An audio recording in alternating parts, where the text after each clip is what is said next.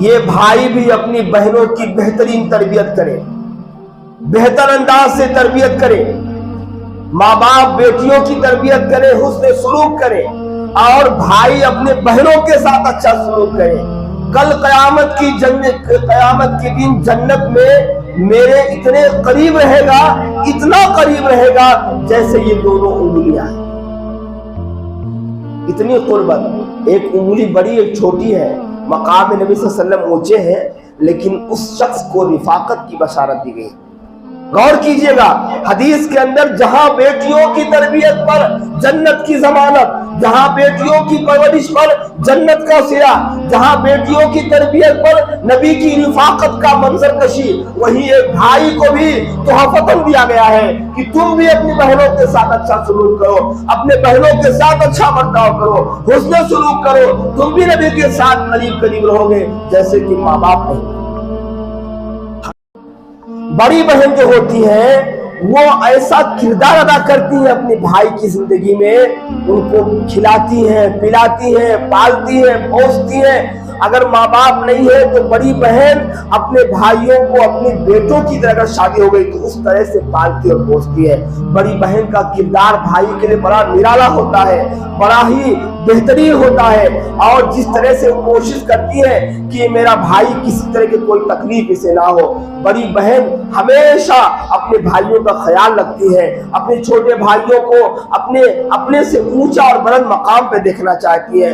بعض دفعہ یہ بڑی بہنیں اپنے بھائیوں کے مستقبل کو بنانے اور ان کے مستقبل میں کو سنوارنے کا بہترین اور مرکزی کردار ادا کرتی ہے۔ کبھی ایسا بھی دیکھا گیا ہے کہ بھائی لاچار مجبور ہوتا ہے، اس کے پاس کاروبار کے پیسے نہیں ہوتے ہیں، وہ اپنی بڑی بہن کے سامنے آ کر ہاتھ پھیلاتا ہے، بہنا مجھے کچھ پیسے دے دو، میں کاروبار کر لوں۔ بڑی بہن بغیر کسی تردد اور بغیر کسی جو ہے شک و شبہ کے اپنے بھائی کی زبان کی لاج رکھ کے پیسے دیتی ہے، اپنے بھائی کو کاروبار پہ کھڑا کرتی ہے، اور اپنے بھائی کو ایک اونچا مقام پر دیکھنا چاہتی ہے، اور دیکھ کر خوش بھی ہوتی ہے۔ یہ بڑی بہن کا کردار ہے۔ اور آپ نے فرمایا سب سے زیادہ مستحق تمہارے مالوں کا تمہارے ماں باپ ہے، اس کے بعد تمہاری ماں ہے، اس کے بعد تمہارا باپ ہے، ثم اخوک اس کے بعد تمہاری بہن ہے، ثم اخاک اس کے بعد تمہارا بھائی ہے، ثم ادناک فاضلاک اس کے بعد رشتہ داروں میں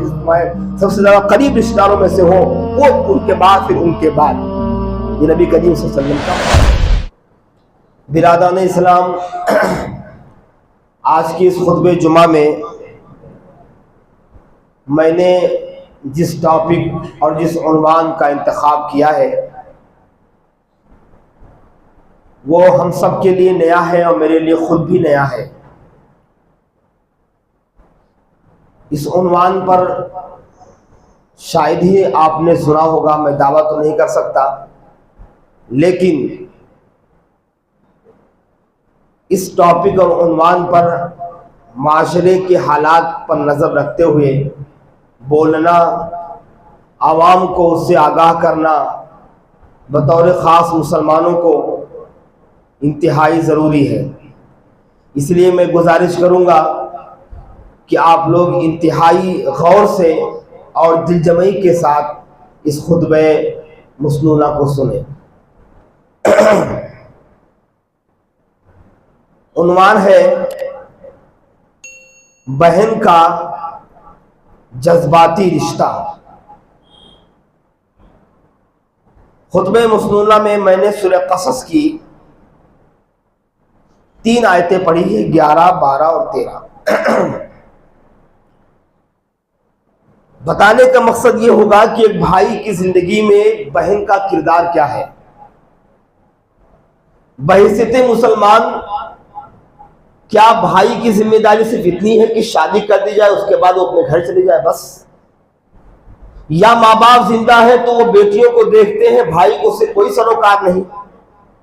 ماں باپ کے انتقال کے بعد بھائی کا بہنوں کے ساتھ کیا رویہ ہونا چاہیے، کیا برتاؤ ہونا چاہیے، بہن کا مرکزی کردار بھائی کی زندگی میں کیا ہے، اور بھائی اور بہن کا رشتہ اسلام کے اندر کتنا خوبصورت رشتہ ہے، کتنا اہم رشتہ ہے، اور احادیث میں بھائی کو بہن کے ساتھ اچھا برتاؤ کرنے کی کیا صلہ دیا گیا ہے، انشاءاللہ آپ کے لیے، ہمارے لیے، سب کے لیے انوکھا عنوان۔ بس دعا ہے میں والی لحاظ سے کہ اللہ تعالیٰ مجھے حق بات کہنے اور صحیح انداز سے آپ کے سامنے بات رکھنے کی بات رکھنے کی، اور ہم سب کو اس پہ عمل پیرا ہونے کی توفیق عطا فرمائے، آمین۔ سورہ قصص یہ 20واں پارہ شروع ہوتا ہے، اس کے 2 صفحے کے بعد ہے۔ جو 3 آیتیں میں نے پڑھی ہیں اس میں اللہ تبارک و تعالیٰ نے حضرت موسیٰ علیہ السلام کی والدہ اور ان کے بچپنا کا تذکرہ اللہ نے کیا ہے۔ اللہ نے ارشاد فرمایا وقالت لأختہ قصی، جب اللہ کا حکم ہوا کہ اے ام موسیٰ، موسیٰ کی ماں، الہام اللہ نے کیا کہ موسیٰ کو ایک باکس میں رکھ کر دریائے نیل کے حوالے کر دی جائے۔ چنانچہ اللہ تعالیٰ کے اس حکم کی پیروی کرتے ہوئے ام موسیٰ نے حضرت موسیٰ کو باکس میں رکھ کر دریا کے حوالے کر دیا۔ لیکن ماں ہوتی ہے، اتنی آسانی سے بچے کو، حالانکہ اللہ کا یہ حکم تھا، اللہ نے آگے فرمایا بھی ایسی آیت کریمہ میں، لیکن ماں کا کلیجہ، ماں کا دل ہوتا ہے، وہ اپنے بچے کو سمندر میں دریائے نیل کے حوالے کر تو دی، لیکن دل کا اطمینان ابھی مکمل طریقے سے نہیں ہوا، اور یہ فطری بات ہے، ماں اتنی جلدی بچے سے متعلق مطمئن نہیں ہوتی۔ وقالت لأختہ قصی، موسیٰ کی بہن سے کہا ان کی ماں نے کہ بیٹی اس بکس پہ نظر رکھتے ہوئے اس کے پیچھے پیچھے چلتی جاؤ اور یہ دیکھتے رہو کہ یہ بکس کہاں جا رہا ہے، اس انداز سے چلو۔ فَبَصَرَتْ بِهِ عَنْ جُنُبٍ وَهُمْ لَا يَشْعُرُونَ، کسی کو یہ خبر نہ ہو کہ تمہاری نظر باکس پر ہے، دور سے چلتے رہو، نظر رکھو کہ یہ باکس کہاں جا رہا ہے اور تمہارے بھائی موسیٰ کو کہاں پناہ مل رہی ہے۔ یہ دیکھنے کے لیے حضرت موسیٰ کی والدہ نے ان کی بڑی بہن کو باکس کے ساتھ ساتھ روانہ کر دیا۔ فَبُصِرَتْ بِهِ عَنْ جُنُبٍ وَهُمْ لَا يَشْعُرُونَ، یہ بکس وہاں سے ہوتے ہوئے فرعون کے دربار میں پہنچا،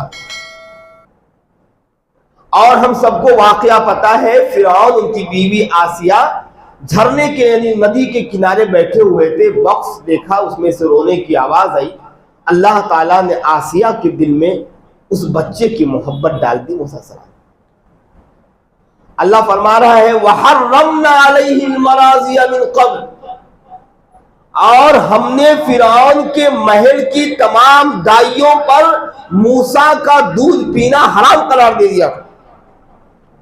بہت غور سنتے جاؤ، میں کہاں سے لے آ کے جوڑ رہا ہوں۔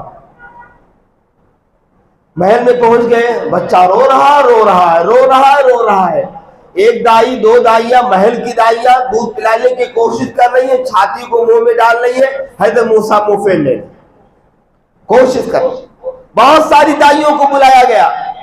اس اعتبار سے حضرت موسیٰ کی بڑی بہن کو بھی فرعون کے محل میں داخل ہونے کا موقع ملا۔ کہنے لگی جا کر فقالت هل ادلکم علی اہل بیتی یکفلون، کیا میں تمہیں ایک ایسے گھر کی خبر نہ دوں جو تمہارے بچے کی کفالت کر سکے اور دودھ پلا سکے۔ آسیہ نے کہا ٹھیک ہے، جاؤ اس گھر کی دایا کو لے کر آؤ۔ حضرت موسیٰ السلام کی بہن واپس آئی، کہا امی خوش ہو جاؤ، میرا بھائی فرعون کے دربار میں ہے، لیکن گھبرانے کی کوئی ضرورت نہیں ہے، نہ میرا بھائی بہت سیف ہے، اور ان کی اہلیہ، ان کی بیوی میرے بھائی کو دودھ پلانے کے لیے کئی دائیوں کی کوششیں کر چکی ہے، میرا بھائی کسی کی چھاتی کو منہ نہیں لگا رہا۔ کہا میں جا کر بات کی تو انہوں نے کہا اس گھر کے دایا کو لے کر آ جاؤ، میں آپ کو لینے آئی ہوں۔ والدہ گئیں، بچے کو لیٹ لیا گود میں، دودھ پلانا شروع کیا، موسیٰ علیہ السلام دودھ پلانے لگے۔ اللہ نے فرمایا فرددناہ الی امہ، ہم نے دوبارہ موسیٰ کو ان کی ماں کی طرف لوٹایا۔ فرددناہ الی امہ، کیوں لوٹایا؟ کہ تقر عینھا ولا تحزن، تاکہ موسیٰ کی ماں کی آنکھوں کی ٹھنڈک ہو جائے اور کوئی غم نہ کرو۔ وَلِتَعْلَمَ أَنَّ وَعْدَ اللَّهِ حَقٌّ، یہ جان لو کہ اللہ کا وعدہ حق ہے۔ وَهُمْ لَا وَلِتَعْلَمَ أَنَّ وَعْدَ اللَّهِ حَقٌّ وَلَكِنَّ أَكْثَرَهُمْ لَا يَعْلَمُونَ، لیکن اس میں سے اکثر لوگ نہیں جانتے۔ اللہ کا یہ وعدہ تھا کہ موسیٰ کی ماں سے کہ اس بچے کو تمہیں لوٹا دیں گے ہم، اللہ نے لوٹا دیا۔ اس واقعے کے اندر جو مرکزی کردار ہے وہ ایک بہن کا ہے، ایک بہن کا ہے۔ کس طرح ان کی بہن نے خطرات سے کھیلتے ہوئے، ظاہر بات ہے وہ دریا کسی صحرا سے گزر تو نہیں رہا ہوگا، اس دریا کے کنارے کنارے جھاڑیاں بھی ہوتی ہیں، کانٹے دار درخت بھی ہوتے ہیں، کپڑے پھنس جاتے ہیں، وہاں سے گزرنا مشکل ہوتا ہے، اور دریا کے کنارے سلاخ ہوتا ہے، ایسے اس جگہ سے گزرنا اور اپنے آپ کو سنبھالنا ایک مشکل ترین کام ہوتا ہے۔ حضرت موسیٰ کی بہن نے وہ کردار ادا کیا، اپنے بھائی کو وہاں تک دیکھ کر آئی، اس کے بعد بھائی کی فکر اسے بھی تھی، لہذا حضرت موسیٰ کی ماں، ان کی والدہ اپنی والدہ کو لے کر اس گھر میں گئی، محل میں گئی، اور وہاں تک بھائی کی دیکھ ریکھ کا پورا خیال کیا۔ ایک میں نے مختصر مثال آپ کے سامنے رکھی۔ حضرات، جس طرح سے مذہب اسلام نے ماں باپ کو ان کی بیٹیوں کی پرورش و پرداخت پر اجر عظیم کا وعدہ کیا ہے، جس طرح ماں باپ کو بیٹیوں کی دیکھ ریکھ پر جنت کی ضمانت اور بشارت دی ہے، جس طرح مذہب اسلام نے ایک ماں باپ کو اپنی بچیوں کی بہترین تعلیم و تربیت، بہترین ماحول، ان کی عزت و آبرو کی حفاظت، ان کو بہترین تربیت دینے پر جنت میں ساتھ ساتھ رہنے کا صلہ دیا ہے، وہیں پر مذہب اسلام نے ایک بھائی کو بہنوں کے ساتھ بھی حسن سلوک کرنے کا وہی صلہ دیا ہے جو ماں باپ کو بیٹیوں کی تربیت پہ دیا ہے۔ جی ہاں، یہ بہت بڑی بات ہے۔ جس طرح ماں باپ کو مقام ملے گا، ان کی بچیاں کسی کی 2-3 حدیثیں آگے آ رہی ہیں، ماں باپ اس بیٹیوں کی بدولت جنت میں جائیں گے، ایسے ہی میرے بھائی، میرے عزیزوں، میرے دوستوں، ایک بھائی بہن کی بہترین تربیت، بہن کے ساتھ بہترین حسن و سلوک، بہترین کو اسلامی ماں بہنوں کو اسلامی ماحول میں رکھنے اور ان کی عزت و آبرو پر ایک بھائی کو بھی وہی مقام، وہی مرتبہ، وہی صلہ، وہی خوشخبری، وہی بشارتیں دی گئی ہیں جو ایک ماں باپ کو دی جاتی ہیں۔ لہٰذا میں سناؤں گا حدیث، اللہ کے نبی صلی اللہ علیہ وسلم کی ایک حدیث مبارکہ، سنن ترمذی کی حدیث ہے، حضرت ابو سعید خدری رضی اللہ تعالیٰ عنہ حدیث کے راوی ہیں، وہ کہتے ہیں کہ اللہ کے نبی صلی اللہ علیہ وسلم نے ارشاد فرمایا، جس کسی کے پاس 2 بیٹیاں ہوں، جس کسی ماں باپ کے پاس 2 بیٹیاں ہوں، یا کسی بھائی کے پاس 2 بہنیں ہوں،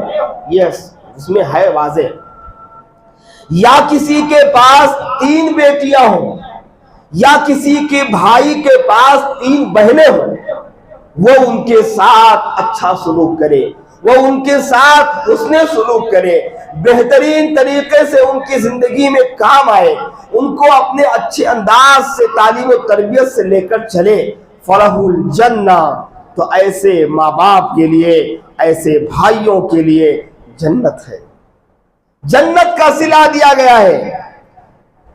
جنت میں ایسے بھائی داخل ہوں گے بہنوں کی تربیت کی وجہ سے، جنت میں ایسے ماں باپ داخل ہوں گے بیٹیوں کی تربیت کی وجہ سے۔ مسلم احمد کی روایت ہے، اللہ کے نبی صلی اللہ علیہ وسلم نے ارشاد فرمایا، جو کوئی آدمی اپنی 2 یا 3 بیٹیوں کی بہترین تربیت کرے، یا جس کسی کے پاس 2 یا 3 بہنیں ہوں، یہ بھائی بھی اپنی بہنوں کی بہترین تربیت کرے، بہتر انداز سے تربیت کرے، ماں باپ بیٹیوں کی تربیت کرے، حسن سلوک کرے، اور بھائی اپنے بہنوں کے ساتھ اچھا سلوک کرے، کل قیامت کی دن جنت میں میرے اتنے قریب رہے گا، اتنا قریب رہے گا جیسے یہ دونوں انگلیاں ہیں، اتنی قربت۔ ایک انگلی بڑی ایک چھوٹی ہے، مقام نبی صلی اللہ علیہ وسلم اونچے ہیں، لیکن اس شخص کو رفاقت کی بشارت دی گئی۔ غور کیجئے گا، حدیث کے اندر جہاں بیٹیوں کی تربیت پر جنت کی ضمانت، جہاں بیٹیوں کی پرورش پر جنت کا سایہ، جہاں بیٹیوں کی تربیت پر نبی کی رفاقت کا منظر کشی، وہیں ایک بھائی کو بھی تحفتاً دیا گیا ہے کہ تم بھی اپنی بہنوں کے ساتھ اچھا سلوک کرو، اپنے بہنوں کے ساتھ اچھا برتاؤ کرو، حسن سلوک کرو، تم بھی نبی کے ساتھ قریب قریب رہو گے جیسے کہ ماں باپ رہیں گے۔ حضرت طارق المحاربی رضی اللہ تعالیٰ عنہ ایک مرتبہ مدینہ تشریف لائے۔ آپ نے دیکھا نبی صلی اللہ علیہ وسلم کا خطبہ چل رہا ہے، آپ لوگوں کو نصیحت کرتے ہوئے پوچھ رہے ہیں سب سے افضل خرچ کرنا کس پر ہے؟ اے میرے صحابہ بتاؤ سب سے افضل کس پر خرچ کیا جائے؟ اپنے مال کو دولت پر خرچ کرنے میں سب سے پہلے نمبر پہ کون ہے؟ اس کے بعد نبی صلی اللہ علیہ وسلم نے اس کی وضاحت فرمائی، آپ نے فرمایا امکا ثم ابوکا ثم اختکا ثم اخاکا ثم ادناکا فادناک۔ آپ نے فرمایا سب سے زیادہ مستحق تمہارے مالوں کا تمہارے ماں باپ ہے، اس کے بعد تمہاری ماں ہے، اس کے بعد تمہارا باپ ہے، ثم اختوک اس کے بعد تمہاری بہن ہے، ثم اخاک اس کے بعد تمہارا بھائی ہے، ثم ادناکا فادناک اس کے بعد رشتہ داروں میں تمہارے سب سے زیادہ قریب رشتہ داروں میں سے ہو وہ ان کے بعد، پھر ان کے بعد۔ یہ نبی کریم صلی اللہ علیہ وسلم کا فرمان ہے بہنوں پہ خرچ کرنے کے متعلق۔ محترم حاضرین، میرے عزیز دوستو بھائیوں، بہن بھائی کا رشتہ بڑا جذباتی رشتہ ہوتا ہے، بڑی محبت والا رشتہ ہوتا ہے۔ یہ تعلقات، یہ محبتیں، یہ الفتیں بہن بھائی کے آپسی محبت کا کوئی بدل نہیں ہے۔ ماں باپ کی محبت کے بعد اگر سب سے زیادہ محبت صحیح انداز میں اگر بہن بھائی دونوں آپسی محبت کرتے ہو، کوئی اختلاف نہ ہو، کوئی انتشار نہ ہو، ناراضگی نہ ہو، بہن بھی اپنے بھائی سے ویسی محبت کرے جیسے ماں باپ سے کرتی ہے، بھائی اپنے ماں باپ اپنی بہن سے ویسا محبت کرے جیسے وہ ماں باپ سے کرتا ہے، تو یہ محبت بڑا جذباتی محبت ہوتا ہے، اس کا تعلق بڑا ہی گہرا ہوتا ہے۔ جب دونوں رشتے، دونوں بہن اور بھائی آپس میں ملتے ہیں تو واقعی میں ایک ایسا جذبہ ان کے دل میں پیدا ہوتا ہے، اس محبت کا تول کسی اور پیمانے میں نہیں کیا جا سکتا۔ یہ رشتہ ہی بڑا مقدس اور بڑا پاکیزہ ہوتا ہے۔ لہذا تاریخ میں تو بہت سارے حدیثوں میں واقعات ہیں، ایک واقعے کی طرف میں آپ کو لے کے چلوں گا، کس طرح سے ایک بھائی نے اپنی بہن کی محبت سے سرشار ہو کر نبی صلی اللہ علیہ وسلم کے سامنے کیسی بات کہی، اور آپ صلی اللہ علیہ وسلم نے کس قدر بہن کے رشتے کو ملحوظ رکھا۔ ایک صحابی ہیں انس بن نضر، یہ غالباً وہی صحابی ہیں جنہوں نے غزوہ احد میں 80 سے زیادہ زخمیں کھائی تھی۔ یہ انس بن نضر ہیں، انس بن مالک نہیں، وہ الگ صحابی ہیں، یہ الگ صحابی ہیں۔ انس بن نضر رضی اللہ تعالیٰ عنہ، ان کی ایک بہن تھی۔ ایک مرتبہ مدینہ میں ان کی بہن سے کسی سے جھگڑا ہو گیا، اور ان کی بہن نے جھگڑے میں ہاتھ سے مار دیا، سامنے والی عورت کے دانت ٹوٹ گئے، 2 دانت ٹوٹ گئے۔ اس کے گھر والے اس خاتون کے ساتھ نبی صلی اللہ علیہ وسلم کے پاس آئے، کہنے لگے یا رسول اللہ، انس بن نضر کی بہن نے ہماری بہن یا ہماری بیوی جو بھی، ان کو انہوں نے مارا ہے اور دانت دونوں نکل گئے، اور ہم قصاص چاہتے ہیں، ہمیں بدلہ چاہیے۔ آپ نے فرمایا، انس بن نضر کو معلوم، ان کو بلایا، آپ صلی اللہ علیہ وسلم کو بلایا اور کہا انس، یہ لوگ آپ کی بہن کی شکایت لینے آئے ہیں، کرنے آئے ہیں۔ حضرت انس بن نضر نے کہا یا رسول اللہ، میں اس کے بدلے کچھ پیسے دے دیتا ہوں دیت کے طور پہ، یہ معاملہ رفع دفع کر دو۔ لیکن لڑکی کے گھر والوں نے کہا کہ نہیں، دانت کے بدلے دانت،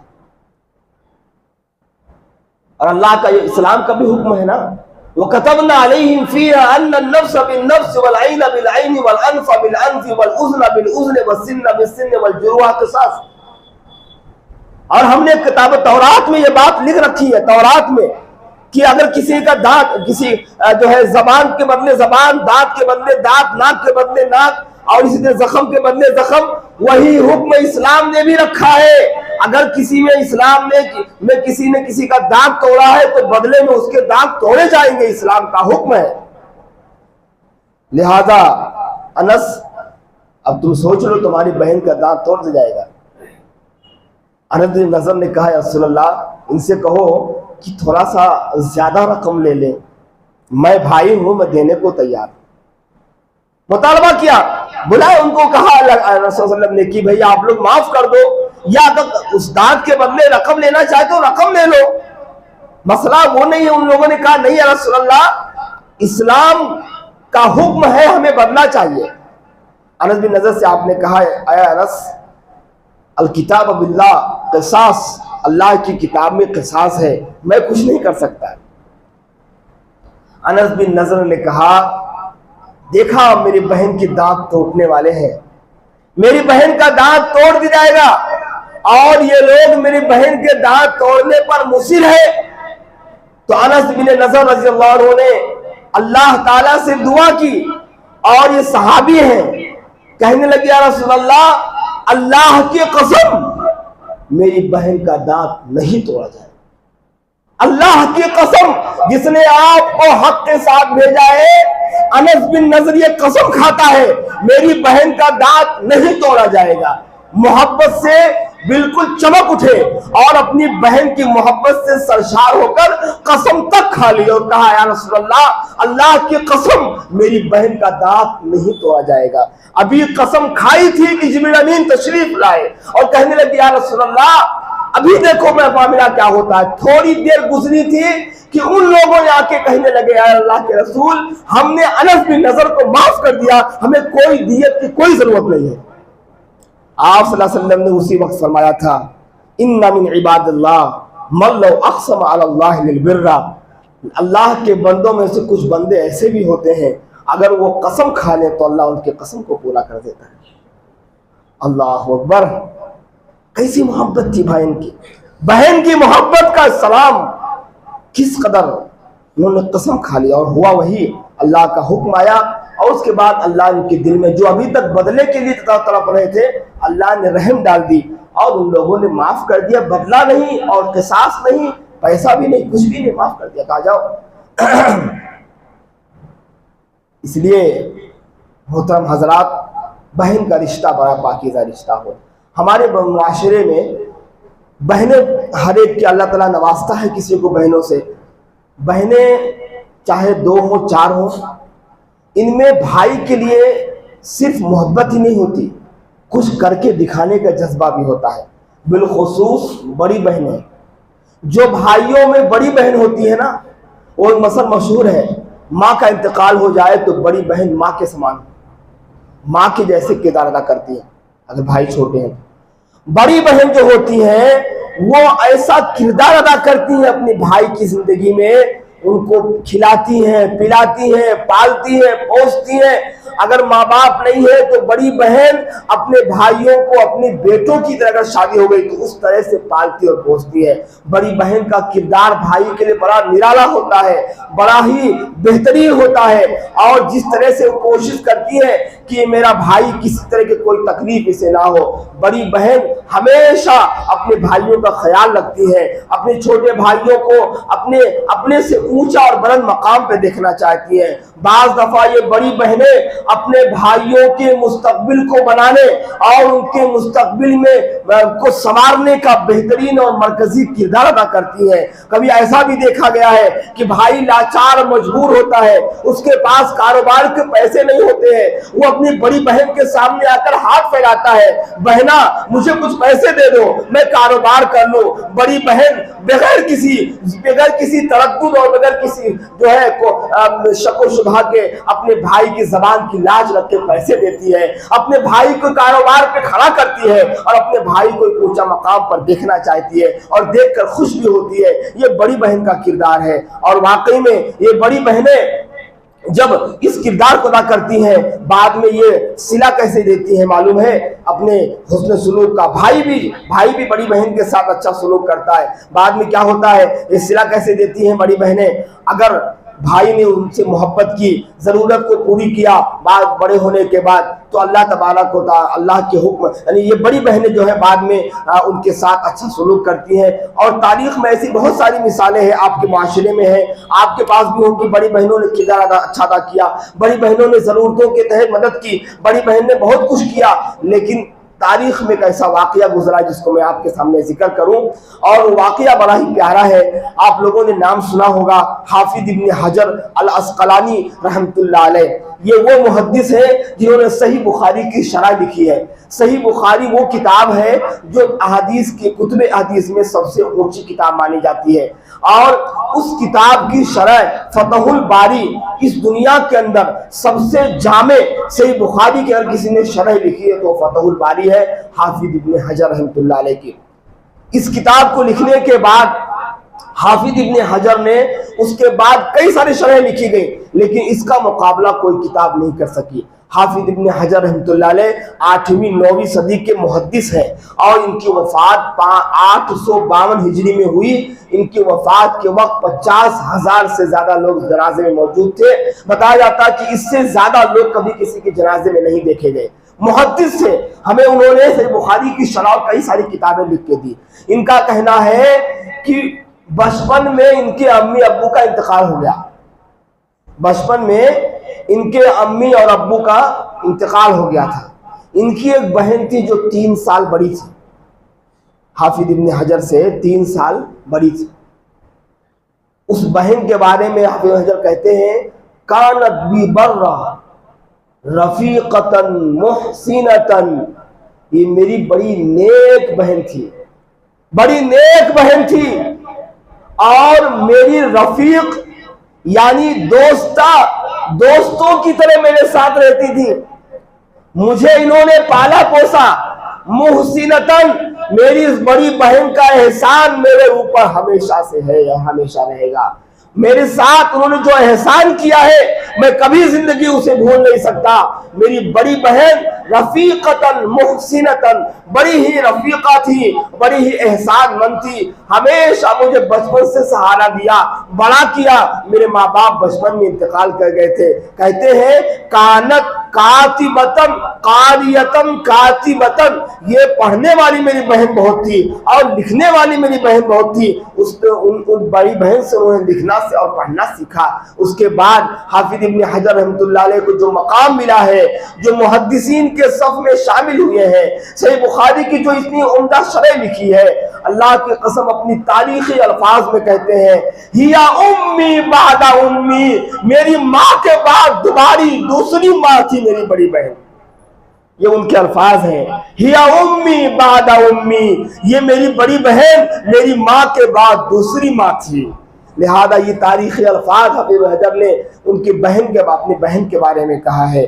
کتنی بڑی بات ہے, ایک بہن نے کتنی مصیبتیں اٹھائی ہوں گی. اس حافظ ابن حجر رحمۃ اللہ علیہ کو پڑھانے میں, ان کے مقام تک پہنچانے میں اپنی زندگی میں کیا قربانیاں دی ہوں گی. انہوں نے ماں باپ کا سایہ سر سے اٹھ گیا. 3 سال بڑی بہن نے اپنے بھائی کو سنبھالا, خود بھی سنبھالا, اور اپنی زندگی میں بھائی کو بنانے میں ایسا مرکزی کردار ادا کیا کہ امت محمدیہ کو حافظ ابن حجر اسقلانی کی شکل میں محدث بھی دے دیا. اتنی بڑی قربانی کسی بہن کی ہو سکتی ہے اور ہوتی بھی ہے. بہنیں اپنے بھائیوں کے لیے بہت کچھ کرتی ہیں. یاد رکھیے حضرات, ماں باپ اگر زندہ ہیں اور بہنیں ہیں تو بہنوں کو کچھ دینا, ان کی مدد کرنا, ان کی دیکھ ریکھ کرنا, یہ فضیلت والا عمل ہے. کیونکہ ذمہ داری ماں باپ کی ہے, یقیناً یہ فضیلت والا عمل ہے. بہت اچھی بات ہے بھائی اپنے ماں باپ کی زندگی میں بہنوں سے تعلق رکھا ہے, آتا جاتا رہتا ہے, مل ملاتا ہے دعوتوں میں, گھر پہ اس سے اچھا سلوک کرتا ہے, یہ اس کی فضیلت کی بات ہے. لیکن اگر ماں باپ زندہ نہ ہو, وفات پا چکے ہوں, دنیا میں نہ ہو, تو بھائی کے لیے لازم اور واجب ہے کہ اپنے بہن پر خرچہ کرے جب تک کہ اس کی بہن کی شادی کسی ایسی جگہ نہ کر دے. کیونکہ اسلام نے بھائی کو ولی قرار دیا ہے. معلوم آپ کو, ولی ماں باپ اگر نہیں ہے تو سب سے بڑا اس کا ولی لڑکی کا اس کا بھائی ہے. ہاں, ماں باپ کے نہ رہنے پہ شادی کا رشتہ کرنے میں، گواہی دینے میں اس کا ولی ہے، ولی کی ذمہ داری سے شادی ہوگی۔ ماں باپ اگر زندہ نہیں ہے تو بھائی پر اپنی بہن کے خرچے اٹھانا، ان کی دیکھ ریکھ کرنا، ان کے ساتھ حسن سلوک کرنا، انہیں پالنا پوسنا نکھارنا، یہ بھائی پر لازم اور واجب ہے۔ اسلام کا یہ حکم ہے جب تک کہ اس بہن کی شادی کے لیے کوئی مناسب رشتہ نہیں کر دیتا اور اس بھائی بہن کے بچے نہیں ہو جاتے جو اپنی ماں کو سنبھال سکے، تب تک بھائی کی ذمہ داری ہے اپنے بہن کے ساتھ دیکھ ریکھ کرنا، ورنہ اس پر سخت گرفت ہوگی۔ اور بھائی کے لیے ضروری ہے کہ وہ رشتہ صحیح رشتہ لگائے، صحیح جگہ دیکھ کر اپنے بہن کا رشتہ لگائے، مناسب گھر دیکھ کر اپنے بہن کا رشتہ لگائے، اس جگہ پہ لگائے جہاں اس کی بہن ہر طرح کے سکون اور اطمینان سے دینی رشتہ ہو اور تربیتی رشتہ ہو، اعلیٰ خاندان، بہترین خاندان دینی اعتبار سے ہو، اس جگہ اپنے بہن کا رشتہ لگائے، لہذا وہ ذمہ دار ہے۔ معقل ابن یسار رضی اللہ تعالیٰ عنہ کی ایک واقعہ آپ کے سامنے رکھتا ہوں بہن سے متعلق۔ دیکھو وقت کتنی جلدی ختم ہو گیا، میں لے کر آیا تھا بہت کچھ مگر وقت زیادہ ہو چکا، خیر کچھ باتیں رہ جائیں گی تو انشاءاللہ اگلے خطبے میں۔ معقل ابن یسار رضی اللہ عنہ ایک صحابی ہیں، انہوں نے اپنی بہن کی شادی اپنے چچا زاد بھائی سے کر دی تھی۔ کچھ دن تک تو رشتے ازدواج ان کا ٹھیک ٹھاک چلا، بعد میں کسی بات پہ ناراض ہو کے ان کے چچا زاد بھائی نے ان کی بہن کو طلاق دے دی۔ معقل ابن یسار رضی اللہ عنہ کی بہن تھی، طلاق دے دی۔ طلاق کے بعد یہ میرے خیال سے طلاق کے احکام، تفصیلی احکام آنے سے پہلے کا واقعہ ہے۔ طلاق دے دی، اس کے بعد رشتے آنے شروع ہو گئے۔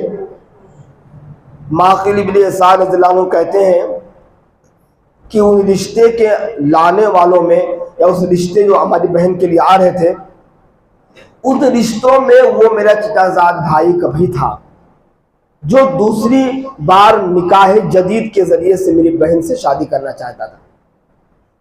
معقل ابن یسار کہتے ہیں جب اس کا رشتہ میرے سامنے آیا تو میں نے قسم کھا لی، کہا اللہ کی قسم میں ایک بار دھوکہ کھا چکا ہوں، دوبارہ نہیں کھاؤں گا، میں اپنی بہن کا رشتہ تجھ سے نہیں کر سکتا، تجھ سے نہیں کر سکتا۔ میں ایک مرتبہ میں دھوکہ کھایا ہوں، میری بہن کو تو نے طلاق دے کر گھر سے باہر کر دیا، میری بہن میرے پاس رہ رہی ہے، مجھے کوئی اعتراض نہیں، لیکن اب میں اپنی بہن کی شادی اور رشتہ تجھ سے نہیں کر سکتا، میں اللہ کی قسم کھاتا ہوں۔ لیکن بہن کیا رجحان یہ تھا کہ وہ انہی کے پاس جانا چاہتی تھی۔ کس کے پاس؟ جو چچا زاد بھائی تھے ان کے پہلا شوہر۔ بہن کا رجحان یہ تھا کہ میں دوبارہ اسی شوہر کے پاس چلی جاؤں جس کے پاس پہلے تھی، مگر معقل ابن یسار نہیں چاہ رہے تھے کہ اپنی بہن کا رشتہ اس سے کریں، لہذا وہ بار بار جب رشتہ لے کر آئے، جب اس کا انکار کر کے یہی قسم کھا کے نہیں میں تمہاری بہن کی شادی تجھ سے نہیں کر سکتا۔ اللہ تبارک و تعالیٰ نے سورہ بقرہ میں قرآن مجید کی آیتیں اتار دی نبی صلی اللہ علیہ وسلم پر اور فرمایا وَإِذَا طَلَّقْتُمُ النِّسَاءَ فَبَلَغْنَ أَجَلَهُنَّ فَأَمْسِكُوهُنَّ وَلَا تَعْضُلُوهُنَّ وَإِذَا طَلَّقْتُمُ النِّسَاءَ فَبَلَغْنَ أَجَلَهُنَّ وَلَا تَعْضُلُوهُنَّ يَنكِحْنَ أَزْوَاجَهُنَّ، اور جنہیں طلاق ہو جائے اور وہ کسی سے شادی کرنے کے لیے راضی ہو تو تمہیں کوئی حق نہیں پہنچتا کہ تم اس رشتے میں رکاوٹ بنو۔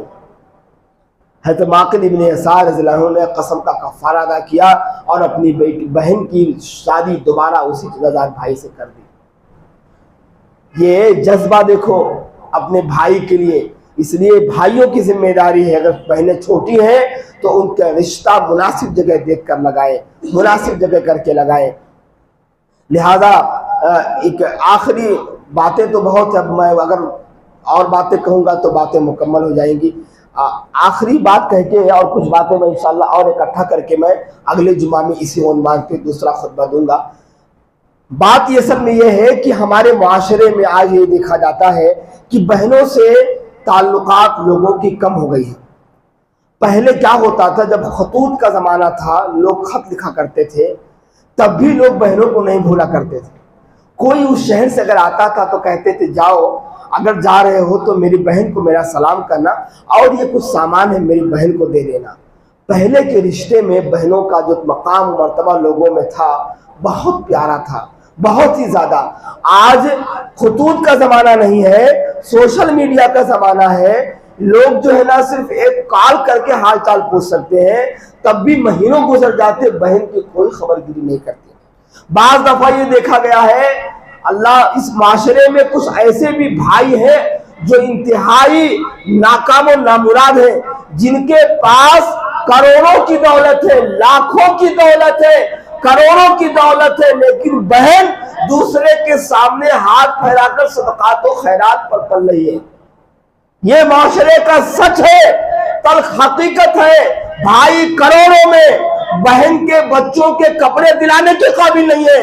رمضان المبارک کا مہینہ آتا، بہنیں ہم سب کی بہنیں، میری بہن نہیں، آپ کی بہنیں، ہماری بیویوں کی بہنیں، سب کی بہنیں معاشرے میں عید کے موقع پر چاہتی ہے کہ میرے بچوں کے لیے میرے بھائی کی طرف سے کوئی تحفہ آئے، راستہ دیکھتی ہے ہماری ماں۔ لیکن اللہ کی قسم اتنے سنگ دل بھائی ہیں اس معاشرے میں، اپنے بہنوں کا خیال نہیں کرتے۔ لاکھوں کروڑوں میں کھیلنے والے بہن دوسروں سے قرضہ مانگ رہی ہے، بہن دوسروں سے قرضے مانگ رہی ہے، صدقات و خیرات میں پڑ رہی ہے، اپنے بچوں کو پال رہی ہے، اور یہ بھائی عیش و عشرت کی زندگی گزار رہا ہے۔ یاد رکھو، باتیں بہت تھی مگر وقت ختم ہو چکا ہے، ورنہ میں بہت ساری باتیں آپ کے سامنے رکھتا۔ وہ واقعہ بھی رکھوں گا، ایک صحابی کی 9 بہنیں تھیں، کس طرح سے وہ 9 بہنوں کی تربیت کی اور کیسے ان کی شادیاں کی اس صحابی رسول نے، نبی صلی اللہ علیہ وسلم نے کیسے ان کے لیے برکت کی دعا دی، اور وہ بھائی 9 بہنوں کی شادیاں کرنے کے بعد بھی ایسا دولت مند رہا، ایسی دولت ان کے پاس آئی۔ 7 سال نہیں، ابو بکر صدیق کا زمانہ گزر گیا، عمر فاروق رضی اللہ عنہ کا زمانہ گزر گیا، عثمان بن عفان کا زمانہ گزر گیا، خلافت عالمی حضرت علی کا زمانہ گزر گیا، امیر معاویہ کے زمانے تک ایسے پیسے والے تھے جو لوگ رش کرتے کاش کتنا پیسہ میرے پاس ہوتا۔ 9 بہنوں کی شادی کی انہوں نے۔ وہ صحابی کون ہے، اس کا واقعہ کیا ہے، انشاءاللہ آئندہ خطبے میں رکھیں گے، اور یہ بات بھی آئے گی انشاءاللہ کہ وراثت میں بہنوں کو محروم کرنے والے بھائی جو واقعی کتنے بڑے ظالم ہیں، ان کا جرم کیا ہے، آج کس طرح سے ہتھیا لے جاتا ہے بہنوں کو یہ کہہ کے کہ تمہاری شادی کر دیے، جہیز کا سامان دے دیے، یہ تمہاری وراثت کا حصہ ہے۔